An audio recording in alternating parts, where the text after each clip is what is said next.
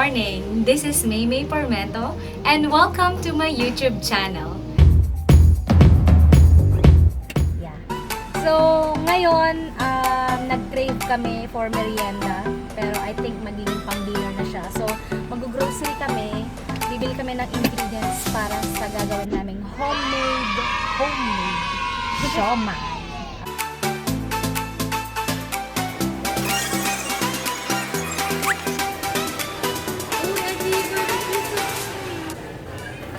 Sa pag-grocery, kailangan nating isaalang-alang ang ating market list para hindi siya mag-consume ng maraming oras, makatipid sa time. So, ito yung list ng bibilin namin for our homemade siomai. Let's go.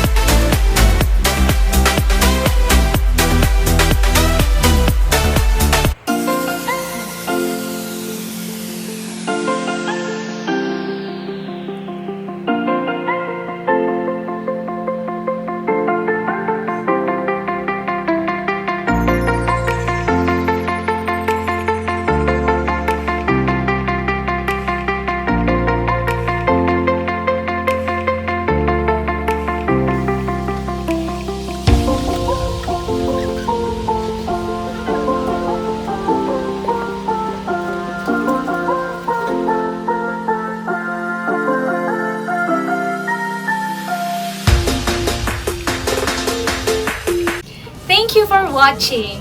Please subscribe and hit the bell button to get notified.